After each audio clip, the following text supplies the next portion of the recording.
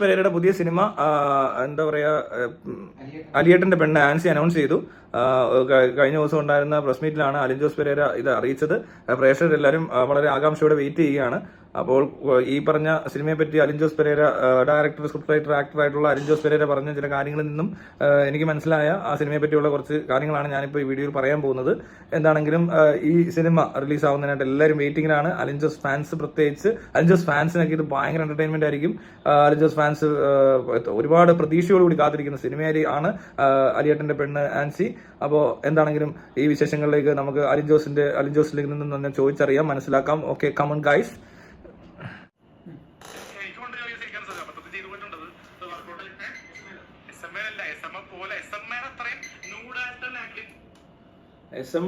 SMA അല്ല, ESMA series ആയിരിക്കും ഉദ്ദേശിക്കുന്നത്. അലിൻ ജോസ് പെരേരയുടെ പുതിയ സിനിമ വരുന്നു. ഫുൾ നെയ്ക്ഡ് അല്ല, അവന് പിന്നെ അങ്ങനെയൊക്കെ പറയാൻ പറ്റത്തുള്ളൂ. ഫുൾ ഡ്രസ്സിൽ ഹോട്ട്, വെയിലത്ത് വല്ലതും പോയി നിൽക്കുമായിരിക്കും. എല്ലാവരും ചൂടെടുക്കുക, അതാണ് ഉദ്ദേശിക്കുന്നത്. ഫുൾ ഡ്രസ്സൊക്കെ ഇട്ട് ഭയങ്കര ഹോട്ടാന്ന്.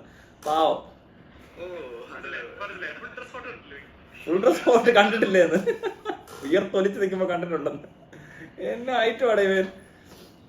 എസ്എമ്മയുടെ അത്രയും വരത്തില്ല. എസ്എമ്മ കാണിക്കാണ്ടുള്ള ഫോട്ടോ അതായിരിക്കും അലിയേട്ടന്റെ പെണ്ണ് ആൻസി. കഥയ്ക്ക് ആസ്പദമായിട്ടാണ് ഇപ്പോ ഭർത്താവില്ലാത്ത സമയത്ത് അന്യ പുരുഷന്റെ കൂടെ ചെലവിട്ടുള്ള ഫോട്ടോ നിമിഷങ്ങൾ. ഭർത്താവില്ലാത്ത നേരത്ത് അന്യപുരുഷനോടൊപ്പം ചെലവിട്ടുള്ള ഹോട്ട് നിമിഷങ്ങൾ, അതാണ് സിനിമ. എന്താ അലിയേട്ടന്റെ പെണ്ണ്. എല്ലാരും കാണണം കേട്ടോ ഈ സിനിമയൊക്കെ. ഇവിടെ ഇപ്പൊ നമ്മുടെ വിനീത് ശ്രീനിവാസനൊക്കെ എടുക്കുക പടത്തിന് അത്രയും വരത്തില്ല, കുറച്ചുകൂടി കുറവായിരിക്കും. അല്ല, ഇപ്പൊ ഇവിടെ കാണുന്ന പല പടങ്ങളുടെ അത്രയൊന്നും ആ സ്റ്റാൻഡേർഡ് ആ സിനിമയ്ക്ക് ഉണ്ടാകത്തില്ല. അതായത് ക്വാളിറ്റി ഉള്ള ക്യാമറ ഉണ്ടാകത്തില്ല. എല്ലാവരും ഈ പറഞ്ഞ മക്കളാരും അഭിനയിക്കുന്നില്ല. എല്ലാം ഇവിടെ ഉള്ള ഈ റിവ്യൂ പറഞ്ഞ് നടക്കുന്ന അലിൻ ജോസ് പെരേരയും കൂട്ടുകാരും ഒക്കെ ആയിരിക്കും. പിന്നെന്താ, പിന്നെ ഇത്രയും തള്ളൊന്നും കാണത്തില്ല, ഇതുപോലത്തെ വർത്താനൊക്കെ കാണത്തുള്ളൂ. അവര് ഇവനെ നല്ല ക്യാമറ ഒക്കെ കൊടുത്തിട്ട് ഈ പറഞ്ഞ പോലെ ക്രൂ ഒക്കെ കൊടുത്ത് ഇവൻ വല്ല സിനിമാന്റെ മോനാകാഞ്ഞ ഭാഗ്യമായി പോയി. ഇല്ലാന്ന് ഇവന്റെ പടം കാണേണ്ടി വന്നേ. അതാണ് ഏറ്റവും രസമായിട്ടുള്ളത്.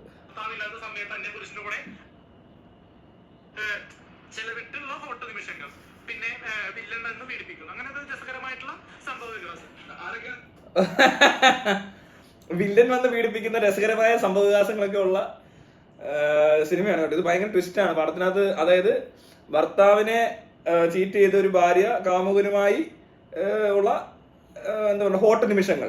അതിനേടെ കാമുകനാണ് ഹീറോ. അത് കൊള്ളാം, അത് കൊള്ളാം. ഭർത്താവിന് റോളൊന്നും ഇല്ലല്ലേ, ഭർത്താവിന് അങ്ങനൊന്നും പറ്റത്തില്ല. ആ ഹോട്ട് നിമിഷങ്ങളില് വില്ലൻ വന്ന് ഈ പെണ്ണിനെ റേപ്പ് ചെയ്യുന്ന പെണ്ണിനെ. ഇത് ഭയങ്കര സംഭവമായി പോയിട്ട്. ഇത് ഒരു ട്രിലോജി അല്ലേ ഒരാൾക്കുള്ളത്. അതായത് നമ്മൾ ഇതിനെപ്പറ്റി നമ്മൾ വളരെ വിശദമായിട്ട് ചിന്തിക്കേണ്ടിയിരിക്കുന്നു. ഭർത്താവ്, കാമുകൻ, ഒരു കാമാസക്തിയോടുകൂടി പെണ്ണിനെ കാണുന്ന, മാംസം മാത്രം ഭോഗവസ്തുവായി, സ്ത്രീയെ ഭോഗവസ്തുവായി കാണുന്ന വില്ലൻ. ഭർത്താവ് എന്ന് പറയുമ്പോൾ എന്താ, ലീഗലി മാരീഡ് കോൺട്രാക്ട് ഉള്ള പാർട്ട്ണർ. അത് അങ്ങനെ. കാമുകൻ എന്ന് പറഞ്ഞാൽ അത് നിന്റെ കാമുകൻ. മനസ്സിലല്ല, ബന്ധങ്ങൾ മനസ്സിലായി. സ്ത്രീയോടുള്ള 3 സമീപനമാണ് നമ്മൾ ഈ സിനിമയിൽ കാണുന്നത്. അപ്പൊ അതുപോലത്തെ ഹോട്ട് നിമിഷങ്ങൾ അതിനോടൊപ്പം ഉണ്ട്. അതും ഫുൾ ഡ്രസ് ഇട്ടിട്ട് ചൂടത്തെടുത്ത സിനിമയാണ്. വെയിലത്തെ കാണ്ട് വിയർത്തൊലിച്ച് ബീച്ചിൽ കൂടെ ഓടുന്ന സീനൊക്കെ കാണുക. പെരേരാണ് ബീച്ചിലൂടെ ഒരു ഓട്ടം ഉറപ്പ്, അടിയും കാണും. സൂപ്പർ സ്റ്റണ്ട് സീൻസ്, അങ്ങനെ പല കാര്യങ്ങളും. അപ്പനോടുണ്ടാകുന്ന പൊളിച്ചേനെ വെള്ളമായിട്ട് അതുണ്ടോ? അത് ഞാൻ കണ്ടിട്ടില്ല. വെള്ളത്തെ തൊഴിക്കും അല്ലേ? ശരിയാ. ബീച്ചിൽ കൂടെ ഓടി മണ്ണിനെ ചവിട്ടി മതിക്കുക, വെള്ളത്തെ ചവിട്ടി തെറിപ്പിക്കുക എന്നീ സ്റ്റണ്ട് സീനുകളൊക്കെ അവതരിപ്പിച്ചിട്ടുള്ള ഒരു നടനാണ് ഇവൻ. ഞാൻ വെറുതെ പറഞ്ഞല്ലോ, ഇവൻ ഏതെങ്കിലും ഇവിടുത്തെ ഊളകളുടെ സിനിമാടന്മാരുടെ വല്ല മോനാണെങ്കിൽ ഇവിടെ ഇവൻ എടുക്കുന്ന സിനിമയൊക്കെ കണ്ടിട്ട് ഈ പിള്ളേരൊക്കെ പറഞ്ഞേനെ പെരേരേട്ടൻ പെരേരേട്ടനല്ല, പെരേര അച്ചായൻ, പെരേട്ടൻ പൊളിയാ, പെരേട്ടൻ സൂപ്പറാ, പെരേച്ചാൻ സൂപ്പറാ. പെരേച്ചാന്റെ പടത്തിലെ പാട്ടും ഡാൻസും സൂപ്പറാന്ന് പറയും. ഇവനെ കൊണ്ട് കളിപ്പിക്കാത്ത പാട്. ഇവന് ഇതേപോലത്തെ നാണം ഇല്ലാത്ത ഉടുപ്പില്ലാത്തവന്മാർ തന്നെയാ മറ്റവന്മാരും. ഇവനൊക്കെ കാണിക്കുന്ന എന്തുവാ? അതുപോലെ തന്നെ ഉള്ളു. ഇവന് പൈസ ഇല്ല, താങ്ങാൻ ആളില്ല. അപ്പൻ വലിയ എന്താ പറയണ്ടേ, സിനിമാടനല്ല. അത്രേ ഉള്ളൂ വ്യത്യാസം, വേറെ വ്യത്യാസമൊന്നുമില്ല. എല്ലാം ഒരു തരം പ്രത്യേക തരം ഊളത്രേ കാണിക്കുന്നുള്ളൂ. പിന്നെ ഇതിനകത്ത് ഇത്രയും ഈ ചെറിയ നേരം കൊണ്ടാവും പറഞ്ഞ കഥ നിങ്ങൾ ശ്രദ്ധിച്ചോ? ഭർത്താവ്, അതായത് ഒരു ഫാമിലി റിലേഷൻഷിപ്പിലുള്ള ഒരു പെൺകുട്ടി, ഒരു സ്ത്രീ ആരും ആയിക്കോട്ടെ, അവർക്ക് ഒരു കാമുകനുണ്ടാവും. സ്വാഭാവികം. ഈ നാട്ടിലൊക്കെ നടക്കുന്ന ഭയങ്കര സംഭവമാണ്. അതിന് അവിഹിതം എന്നൊക്കെ പറഞ്ഞുകൊണ്ടിരുന്ന ഇപ്പൊ അങ്ങനൊന്നും ഇല്ല, വലിയ കാര്യമൊന്നുമില്ല, കാഷ്വൽ. അപ്പൊ അങ്ങനെ ഒരു പാർട്ട്ണറോടൊപ്പം അവർ എവിടെ പോകുമായിരിക്കും. അപ്പൊ ആ സമയം അതുകൂടാതെ ആ റിലേഷൻഷിപ്പിന് ഇടയിൽ ഒരു വില്ലൻ വന്നിട്ട്, വില്ലൻ എന്ന് പറയുന്ന ആരാണ്? സെക്സ് മാനിയായിട്ടുള്ള ഒരു റേപ്പിസ്റ്റ് ആയിട്ടുള്ള ഒരാള്, ഒരു സാമൂഹ്യ വിരുദ്ധൻ എന്ന് പറയാം. അതാണ് സാമൂഹ്യ വിരുദ്ധത. അവിടെ മറ്റേ രണ്ടും ഒരു സോഷ്യലി അക്സെപ്റ്റബിൾ ആണ് ഒരു പരിധി വരെയൊക്കെ. മറ്റേ ഭർത്താവ് പ്രശ്നം ഉണ്ടാക്കി ആസിഡ് എറിഞ്ഞില്ല, കൊലപാതകം നടത്തിയില്ലെങ്കിൽ കുഴപ്പമൊന്നുമില്ല, ഭർത്താവ് ഇത് അറിഞ്ഞിട്ട് മൈൻഡ് ചെയ്യുന്നില്ലെങ്കിൽ അതും ഒരു പ്രശ്നമല്ല. അതൊക്കെ ഓരോരുത്തരുടെ പേഴ്സണൽ താല്പര്യങ്ങൾ പോലെ ഇരിക്കും. ഈ മറ്റേ പൊസസീവ്നെസ്, ഈ വക അസുഖങ്ങളുണ്ടെങ്കിൽ ചിലപ്പോൾ ഭാര്യമാരോ ഭർത്താവിനൊക്കെ പ്രശ്നങ്ങളുണ്ടാവാം. അങ്ങനെ സോഷ്യലി അക്സെപ്റ്റഡ് ആയ മാരേജ് എന്ന് പറയുന്ന കോൺട്രാക്റ്റിലല്ലേ ലീഗലി ഒന്നിച്ച് താമസിക്കാൻ പറ്റുന്ന രണ്ടുപേരിൽ ഒരാൾ ആ ഒരു റിലേഷൻഷിപ്പോടെ കാണിക്കുന്നുണ്ട്. അപ്പൊ ആ റിലേഷൻഷിപ്പിൽ ചില പോരായ്മകൾ ഉണ്ടാവും, ചിലപ്പോൾ അങ്ങനെയൊക്കെ ഉണ്ടാവും. അതുകൊണ്ട് രണ്ടാമതൊരു പാർട്ട്ണർ, ഹ്യൂമൻസ് അങ്ങനെ മോണോഗാമി അല്ലല്ലോ. അപ്പൊ അതുകൊണ്ട് ഒരു പാർട്ട്ണർ കൂടെ തേടിയെന്നിരിക്കാം. പിന്നെ സൈക്കോളജി ഒക്കെ പറയുകയാണെങ്കിൽ അതിന് വേറെ കാര്യമുണ്ട് കേട്ടോ. ഈ ഒരു പെണ്ണ് അയാളുടെ ആദ്യത്തെ കുട്ടിയെ പ്രസവിക്കുന്ന ആ ഒരു ഗർഭം ധരിക്കാൻ വേണ്ടിയിട്ട് അവർ സെലക്ട് ചെയ്യുന്ന പുരുഷൻ ഇപ്പോൾ ആ കൂട്ടത്തിൽ ഏറ്റവും പണ്ടാണെങ്കിൽ ഏറ്റവും കരുത്തനും ഒക്കെ ഉള്ള ഒരാൾ വേണം. കാരണം ആ കൊച്ചിനെ പ്രൊട്ടക്ട് ചെയ്യണം, ഇവരെയും പ്രൊട്ടക്ട് ചെയ്യണം കുറെ നാളത്തേക്ക് പല സ്ഥാനത്ത് നിന്ന്. അതുകൊണ്ട് അങ്ങനെയാണ് സെലക്ട് ചെയ്യുന്നത്. ഈ വന്ന കാലത്ത് അത് കാശും കാറും വീടും ഒക്കെ ആയതുകൊണ്ട് ആ പെണ്ണിന് സ്വാഭാവികമായിട്ടും ഇങ്ങനൊരു ടെൻഡൻസി ഉണ്ട്. അപ്പൊ അവർ പ്രേമിച്ച പെണ്ണ് ചിലപ്പോൾ കുറച്ചു നാൾ കഴിയുമ്പോൾ ഈ ഒരു കാര്യം ചിന്തിച്ചു പോയാൽ, കൂടുതൽ പേരും ചിന്തിക്കാറുണ്ട്. അല്ലാത്തവര് അത്ര കറക്റ്റ് അല്ല, അതൊരു തെറ്റിപ്പോകുന്നതാണ് പറയാൻ പറ്റുന്നത്. ഒത്തിരി കാരണങ്ങളുണ്ട്. അപ്പൊ അങ്ങനെ പറ്റി കഴിയുമ്പോൾ അവരെന്ത് ചെയ്യും? അങ്ങനത്തെ ഒരു പാർട്ണറെ തന്നെ സെലക്ട് ചെയ്യും കൂട്ടത്തിൽ നിന്ന്. പിന്നെ അവർക്കൊരു റേഞ്ച് ഉണ്ടല്ലോ. എല്ലാവർക്കും അമിതാഭത്തിന് പോട്ടെ, സോറി തെറ്റിപ്പോയി, മറ്റേ ദുൽഖർ സൽമാൻ ഒന്നും പൃഥ്വിരാജ് ഒന്നും പറ്റത്തില്ല. അപ്പൊ അങ്ങനെ ഇരിക്കുമ്പോൾ ചിലപ്പോൾ അവർ നോക്കുമ്പോഴായിരിക്കും ചെറുത്താൻ ഓൺലൈൻ സൂപ്പർ, ഇയാളെ അങ്ങ് സെലക്ട് ചെയ്തേക്കാം. അത് അവരുടെ റേഞ്ച് അത്രയാണല്ലോ. അവർക്ക് ദുൽഖറിനെ കിട്ടുന്ന ആരും ഉറപ്പാകാതെ ദുൽഖർ കെട്ടിപ്പോയി, സ്വാഗതം കെട്ടിപ്പോയി എന്നൊക്കെ പറയും. അത് കഴിഞ്ഞാൽ പിന്നെ ഒരുപാട് പേര് അങ്ങനെ വന്നിട്ട് പറയാറുണ്ട്. അപ്പൊ എന്ത് ചെയ്യും? അവർ വേറൊരു പാർട്ട്ണർ അങ്ങനെ ഒരാളെ കണ്ടെത്തും. അത് കുട്ടിയൊക്കെ ആയി കഴിഞ്ഞാൽ, കൊച്ചു കുറച്ച് വലുതായി കഴിയുമ്പോഴത്തേക്കിന് ആ ഒരു എന്താ പറയണ്ട, ആ അങ്ങനത്തെ ഒരു ഈ മനുഷ്യനുള്ള ആ ഒരു സ്വാഭാവികമായ ഒരു മാനസിക സംഭവം ഉണ്ടല്ലോ, അതങ്ങ് മാറും, അത് കുറച്ച് കുറയും. അത് കഴിഞ്ഞാൽ ചിലപ്പോൾ ഇവർ വേറെ ഇണയെ തേടാൻ സാധ്യതകൾ കൂടുതലാണ്. സ്ത്രീകള് മെയില് അല്ല ഈ പറഞ്ഞ മൃഗങ്ങളുടെ കൂട്ടത്തിലാണെങ്കിലും ഒരു 2 പ്രസവം കഴിഞ്ഞാൽ പിന്നെ ചിലപ്പോൾ അത് പറയാൻ പറ്റത്തില്ല. അതിന് അങ്ങനെ ഒരു ചോയ്സ് ഒന്നും കാണത്തില്ല. അവർക്ക് തന്നെ കൊച്ചിനെ വളർത്താൻ വരെ പ്രാപ്തരായി കാണും. ചിലപ്പോൾ മനുഷ്യനാണ് ഉറപ്പായിട്ട് ഒരു 35 വയസ്സ് കഴിയുമ്പോഴത്തേക്കിന്, അല്ലെങ്കിൽ 30, 32, 33 വയസ്സൊക്കെ ആവുന്നതാണ് സ്ഥിരമായിട്ട് സംഭവിക്കാറ്. ഇപ്പോഴത്തെ ഒരു ആയുർദൈർഘ്യവും ഇവിടുത്തെ ജീവിത രീതിയും ഇന്നത്തെ സാഹചര്യങ്ങളും എല്ലാം കൂടെ കൂട്ടിക്കുറച്ച് നോക്കുമ്പോൾ നമ്മുടെ നാട്ടിൽ ഇതൊക്കെയാണ് പ്രായം. അപ്പോൾ അങ്ങനെയാണ് ഇത് സംഭവിക്കുന്നത്. അതിനെപ്പറ്റി സയന്റിഫിക് ആയിട്ട് ഇവർ എത്രത്തോളം ആ പടത്തിൽ ഡിസ്കസ് ചെയ്യുന്നുണ്ടെന്ന് എനിക്കറിയത്തില്ല. എന്താണെങ്കിലും അത് കഴിഞ്ഞ് വില്ലൻ വരികയാണ്. വില്ലൻ എന്ന് പറഞ്ഞാൽ ഇപ്പോൾ ഈ രണ്ടുപേരെ നമുക്ക് സോഷ്യലി അക്സെപ്റ്റബിൾ ആണ് ഒരു പരിധി വരെയൊക്കെ. ഈ 2 കേസ് ഇങ്ങനെയൊക്കെ സൈക്കോളജിക്കലി അല്ലെങ്കിൽ ഈ പറഞ്ഞ പോലെ സൈക്കാട്രിക്കലി ഓർ പാരാസൈക്കോളജിക്കലി എന്നൊക്കെ പറഞ്ഞ പോലത്തെ രീതികളിൽ ശാസ്ത്രീയവും അശാസ്ത്രീയവും മാന്ത്രികവുമായ സാമൂഹികവും സാമ്പത്തികവും അതിനുപരി ലൈംഗികമായി ചിന്തിച്ചു കഴിഞ്ഞാൽ ഒരുപാട് കാര്യങ്ങൾ അതിനകത്ത് അക്സെപ്റ്റബിൾ ആണ്. പക്ഷേ ഈ മൂന്നാമത് വരുന്നത് വില്ലനാണ്. അത് കൃത്യമായിട്ട് പറയുന്നുണ്ട്. അലിൻ ജോസ് പെരേര എന്ന ഡയറക്ടറിന്റെ ബ്രില്യൻസും അതുപോലെ തന്നെ സ്ക്രിപ്റ്റ് റൈറ്ററുടെ ബ്രില്യൻസും ആണ് നമ്മളിവിടെ കാണുന്നത്. മനസ്സിലായോ? പിന്നെ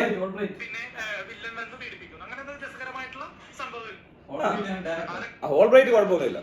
ഓൾബ്രൈറ്റ് ആണ് അവൻ കഴിഞ്ഞ ആഴ്ച എടുത്ത് ഇവരുടെ എന്തോ ബ്ലഡി നൈറ്റ്, ഒരു കുഴപ്പമില്ലെന്ന്. എന്തോടെ പ്രശ്നം അതിനകത്ത്? ഇവന്മാർ ഈ പറയുന്ന തെറി വിളിക്കുന്നവന്മാർ കാണുന്ന സിനിമയൊക്കെ ആണ്ട് വേറെ മെച്ചമുള്ള സിനിമ കണ്ടിട്ട് വന്ന് ചീത്ത വിളിക്കുന്നവരുണ്ട്. ഞാൻ ഓൾബ്രൈറ്റിനെ വിളിച്ച് പറഞ്ഞത് ആകെ പ്രശ്നം എന്ന് വെച്ചാൽ അതിനകത്ത് കുറച്ച് സമയം പോകുന്നുണ്ട്.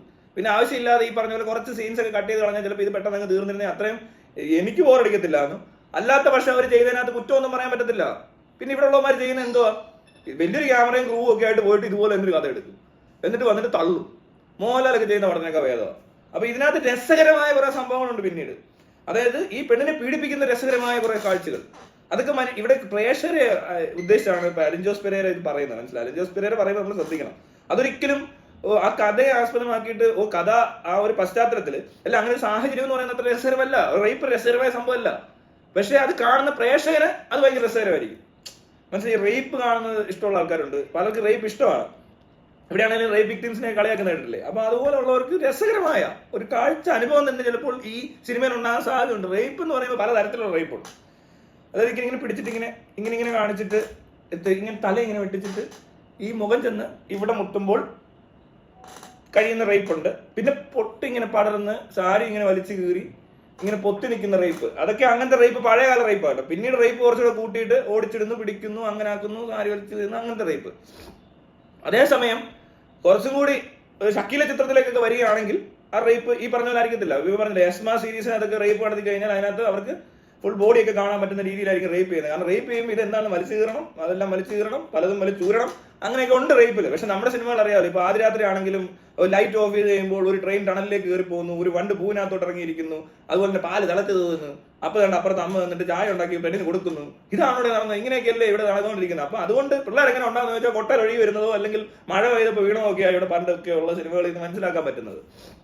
അപ്പൊ അങ്ങനെയുള്ളൊരു സമൂഹത്തിൽ ഇങ്ങനെ ഒരു എന്താ പറയണ്ടേ, ഈ ഒരു ചുറ്റുപാട് ഇവിടെ ഈ മനുഷ്യർ ജീവിച്ചിരിക്കുന്ന ഇതൊക്കെ കണ്ട് ശീലിച്ചിട്ടുള്ള ആൾക്കാരുടെ ഇടയിലേക്കാണ് അലിൻ ജോസ് പെരേരയുടെ ഒരു പുതിയ വലിയൊരു കാഴ്ചപ്പാട് തന്നെയാണ്. വളരെ പുരോഗമന ചിന്താഗതിയുള്ള ഒരു ചെറുപ്പക്കാരൻ എന്ന നിലയ്ക്ക് അദ്ദേഹം പറയുന്നത് വളരെ രസകരമായ റേപ്പുകൾ. ഇതുവരെ റേപ്പിനെയൊക്കെ വളരെ മോശമായി കണ്ടുകൊണ്ടിരുന്ന ജനങ്ങൾക്കിടയിൽ, പണ്ടെന്ന് പറയുന്നത് മുടി വളർത്തുന്നവര് കഞ്ചാവെന്നൊക്കെ പലരും എന്താ പറയുക പരിഹസിച്ചിരുന്ന കാലം. അതുപോലെ തന്നെ ഒരു ചെറുക്കനും വേണ്ടി ഒന്നിച്ച് കൈപിടിച്ചിരുന്നാൽ മറൈൻ ഡ്രൈവിൽ ചൂരവടി എടുത്തുകൊണ്ട് ചെല്ലുന്ന രാഷ്ട്രീയക്കാരുണ്ടാകുന്ന കാലമുണ്ട്. പിന്നീട് ചുംബന സമരം നടക്കുന്നുണ്ട്. അപ്പൊ അങ്ങനെ ചുംബനങ്ങളും ഇപ്പോ ഒന്നിച്ച് താമസിക്കലും ഓയോ റൂംസും ഒന്നും ഒരു പ്രശ്നമല്ലാതായിരിക്കുകയാണ്. അതിനുവേണ്ടി ഒരുപാട് ആൾക്കാരുടെ പ്രയത്നം, പോരാട്ടം, സമരം അങ്ങനെ പലതും നടന്നിട്ടുണ്ട്. അതുപോലെ ഇപ്പോൾ റേപ്പ് എന്ന് പറയുന്ന ഈ ഒരു കാര്യം വളരെ ഇപ്പോൾ വില്ലത്തരമായിട്ടൊക്കെയാണ് കാണിക്കുന്നതെങ്കിൽ പോലും നിങ്ങളൊന്ന് ശ്രദ്ധിക്കണം. ഈ റേപ്പ് പറയുമ്പോൾ എല്ലാവർക്കും ഒരു നേരത്തെ മുടിയും അല്ല പിന്നീടുള്ള ചുംബനവും ഒന്നിച്ചുള്ള ഇരിപ്പും ഓയോ റൂമും റെയ്ഡൊക്കെ നടത്തിക്കൊണ്ടിരുന്ന സംഭവമല്ലേ. അത് വളരെ ഇല്ലീഗലും അല്ല വളരെ ദോഷകരമായ സംഭവം തന്നെയായിട്ടാണ് കണ്ടുകൊണ്ടിരുന്നത് സമൂഹം. ആ സമൂഹത്തിലേക്ക് റേപ്പ് വളരെ രസകരമായ രീതിയാണ്, രസകരമായ ഒരു പരിപാടിയാണെന്ന് ഒരു എന്താ പറയണ്ടേ കാഴ്ചപ്പാട്, ആ കാഴ്ചപ്പാടിൽ ഉണ്ടാക്കുന്ന മാറ്റങ്ങൾ സംസാരിക്കുന്ന വിഷയങ്ങളുള്ള അതുപോലത്തെ ഒരു സിനിമ എടുക്കാൻ ഈ സമയത്ത് ധൈര്യം കാണിച്ച അലിൻ ജോസ് പെരേരയ്ക്ക് നമ്മളൊന്നും എത്ര പറഞ്ഞാലും എത്ര എന്താ പറയണ്ടേ എഴുത്തി പറഞ്ഞാലും എന്തോ പറഞ്ഞാലും ശരിയാവുന്നില്ല. അങ്ങോട്ട് എനിക്ക് വാക്കുകൾ കിട്ടുന്നില്ല. അലിൻ ജോസ് പെരേര അഭിനയിക്കുന്ന അലിൻ ജോസ് പെരേര എപ്പോഴും ഹീറോ ആയിരിക്കും. വളരെ കറക്റ്റ് ആണ്. അലിൻ ജോസ് പെരേരയുടെ സിനിമയിൽ അലിൻ ജോസ് പെരേര ഹീറോ, വിനീത് ശ്രീനിവാസന്റെ പറയൽ ഒന്നെങ്കിൽ വിനീത് ശ്രീനിവാസന്റെ അവന്റെ അനിയൻ ഹീറോ, പിന്നെ പൃഥ്വിരാജ് എടുക്കുന്ന സിനിമയിൽ പൃഥ്വിരാജ് ഹീറോ, മോഹൻലാൽ എടുക്കുന്ന സിനിമയിൽ മോഹൻലാൽ ഹീറോ, ഇപ്പൊ മമ്മൂട്ടി കമ്പനി എടുക്കുന്ന സിനിമയിലൊക്കെ മമ്മൂട്ടി ഹീറോ, അലിൻ ജോസ് എടുക്കുന്ന പടത്തിൽ അലിൻ ജോസ് ഹീറോ. അത്രേ ഉള്ളൂ. അതിന് ഇത്ര മാത്രം ആരും അലിൻ ജോസിനെ കളിയാക്കണ്ട. അവർ ചെയ്യുന്ന പൊട്ടപ്പടം, മമ്മൂട്ടിയൊക്കെ ചെയ്യുന്ന ഈ മറ്റേ തൂങ്ങിക്കിടന്ന് ആടുന്ന ട്രെയിനൊക്കെ കൊടുത്താൽ ഇവനും തൂങ്ങിക്കിടന്ന് ഇങ്ങനെ ആടും, മറ്റേ ചെറൊക്കെ പിടിപ്പിച്ച് വരുന്നവർ അതിന് തൊഴിക്കും. അതൊക്കെ അലിൻ ജോസിന് ഈസി ആയിട്ട് ചെയ്യാം. മമ്മൂട്ടിയൊക്കെ നല്ലപോലെ സ്റ്റണ്ട് ചെയ്യും. എന്തിനു സംശയം ഉണ്ടോ എന്ന് ജയിപ്പിച്ച് നോക്കും. മമ്മൂട്ടിയൊക്കെ നല്ലൊരു ഡാൻസും കളിക്കും. പിന്നെ ഈ മോഹൻലാലിനെ പറ്റി പറയുകയാണെങ്കിൽ എന്തോ മോഹൻലാൽ എടുക്കുന്ന പടം എന്തോ ഇതേപോലത്തെ പടമൊക്കെയാ. റേപ്പ് ഒക്കെ വളരെ മദ്യപിക്കുന്നതും ഒക്കെ വളരെ നല്ല കാര്യങ്ങളാണെന്ന് മോഹൻലാൽ പറയുന്ന പോലെ തന്നെ ഉള്ളൂ. വൈകിട്ട് എന്താ പരിപാടി എന്നൊക്കെ ചോദിക്കുന്ന പോലെ പേരെ ചോദിക്കുന്നു. വൈകിട്ട് റേപ്പ് ഒന്നും ഇല്ലേ? ആറെണ്ണം പുറത്തായി. ആറെണ്ണം ആ കോൺട്രാക്റ്റിൽ നിന്നും പിന്മാറിയെന്നാണ് പറയുന്നത്. ഇപ്പൊ കഴിഞ്ഞിടയ്ക്ക് റംബാൻ എന്ന് പറയുന്ന സിനിമ അവര് മോഹൻലാല് ഉപേക്ഷിച്ചു, എന്തോ കാരണങ്ങളാൽ അവരുടെ റംബാൻ ഇനി വരത്തില്ല, ആ പ്രൊജക്ട് ഉപേക്ഷിച്ചു എന്ന് പറയുന്നുണ്ട്. പിന്നെ പൃഥ്വിരാജ് കഴിഞ്ഞിടയ്ക്ക് അഭിനയിച്ച ഏതോ ഒരു സിനിമയാണ് ഹിന്ദിയിൽ, ബെഡാമിയ ചുട്ടമിയക്ക്, അത് ഫഹദ് ഫാസിലായിരുന്നു അഭിനയിക്കേണ്ട. ഫഹദ് ഫാസിൽ അതിനകത്തുനിന്ന് പിൻവാങ്ങി എന്നൊക്കെ പറയുന്നത് പോലെ തന്നെ ബ്ലഡി എന്താ അലിയേട്ടന്റെ പെണ്ണ് നാൻസി എന്ന സിനിമയിൽ നിന്നും ആറാട്ടെണ്ണം പിൻവാങ്ങിയിരിക്കുകയാണ്. മനസ്സിലാവുന്നുണ്ടോ കാര്യങ്ങളൊക്കെ? അതെന്താ ആറാട്ടം പിന്മാറുമ്പോ ഒരു ഹേയും മറ്റേ കുൽക്കർ പിന്മാറുമ്പോ ഹോ എന്നൊക്കെ വെക്കണ മമ്മൂട്ടിയുടെ മോനായതുകൊണ്ടല്ലേ. വർക്കിച്ചാന്റെ മോൻ എന്താ പിന്മാറുമ്പോ ഒരു ഓ.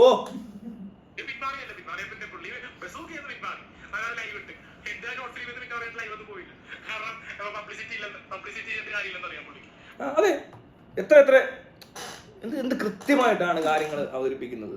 അല്ലെങ്കിൽ എത്ര നമ്മൾ ഈ വന്ന പുതുമുഖ സംവിധായകരെയും അതുപോലെ തന്നെ പുതുമുഖ ഇവിടെ തിരക്കഥാകൃത്തുകളും പലരുമുണ്ട് അല്ലേ. നടന്മാരെയൊക്കെ വെച്ച് നോക്കുമ്പോൾ സ്വന്തമായി സ്ക്രിപ്റ്റ് സ്വന്തമായിട്ട് അതൊക്കെ ചെയ്യുന്ന ആരാ ഇവിടെ ഉള്ളത്? വിനീത് ശ്രീനിവാസനൊക്കെ തന്നെ എടുക്കാം. പാട്ട് ഇവൻ പാടും, ഡാൻസ് കളിക്കും, കഥയുണ്ടാക്കും, അഭിനയിക്കും, വേണം ക്യാമറയും ചെയ്യും. അതാണ് അലിൻ ജോസ് പെരേര. അലിൻ ജോസ് പെരേരയുടെ തലതെറിച്ച് എന്ന് പറഞ്ഞ ഫിലിം നമ്മൾ കണ്ടതാണ്. ഒരുപാട് ആക്ഷൻ സീക്വൻസസ് ഉണ്ട്, ചേസിങ് സീക്വൻസസ് ഉണ്ട്, ഇമോഷണൽ സീൻസ് ഉണ്ട്, പിന്നെ 3 സീരീസ് ഉണ്ട്.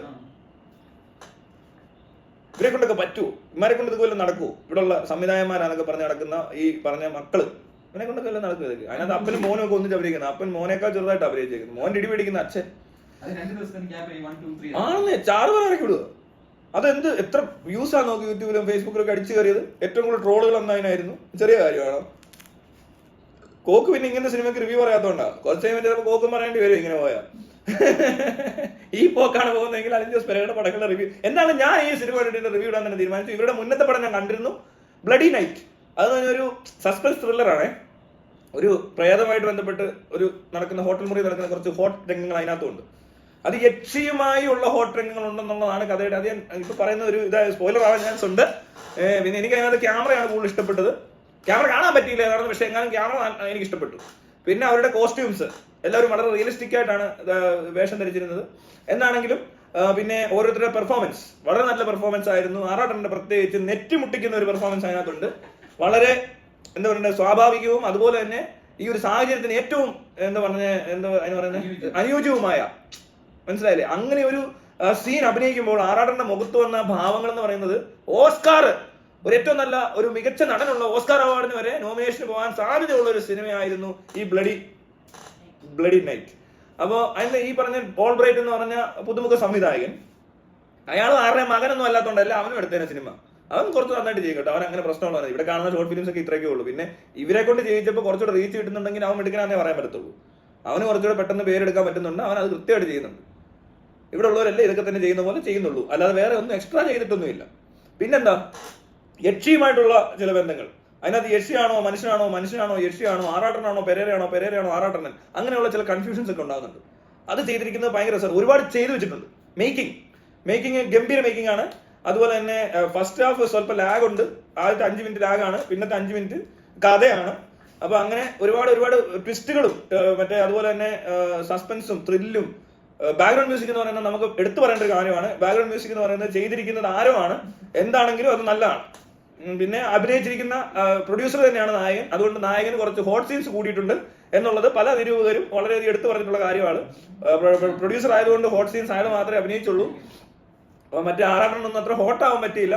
ആറാട്ടൻ ചെറുതായിട്ടൊന്ന് വാമായി, പക്ഷെ അത്ര ഹോട്ടായില്ല. അപ്പോ നെറ്റ് മുട്ടിക്കുന്ന സീനും അതുപോലെ തന്നെ പെരേരയുടെ കുറച്ച് എന്തോ ഒരു തോക്കൊക്കെ എടുക്കുന്നോ ഏതാണ്ടൊക്കെ ഒരു സീനൊക്കെ ഉണ്ട്. അത് എന്താണെന്ന് മനസ്സിലായില്ല. വളരെ ഒരുപാട് ചിന്തിക്കേണ്ടിയിരിക്കുന്നു അതിനെപ്പറ്റിയൊക്കെ.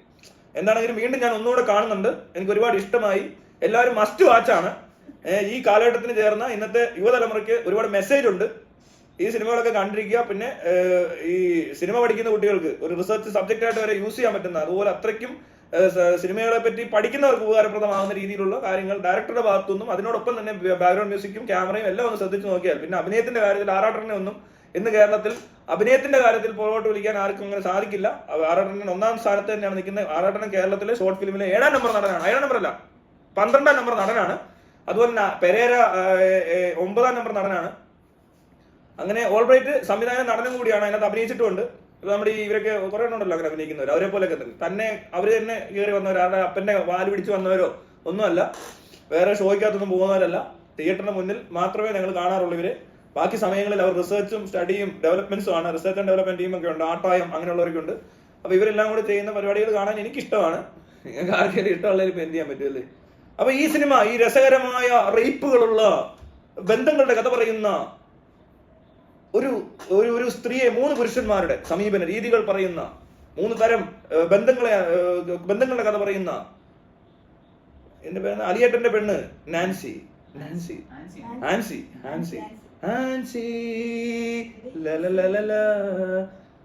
അലിയേട്ടന്റെ, അങ്ങനെ അവന്മാർ പാട്ടൊക്കെ ഉണ്ടാക്കുമായിരിക്കും അല്ലേ. അത് തന്നെ. അതുകൊണ്ട് ഇതങ്ങനെ ഈ പടങ്ങൾക്ക് വേറൊരു പ്രത്യേകത, ഇതങ്ങനെ എല്ലാവരുടെയും കോപ്പയിലെ ചായ അല്ല,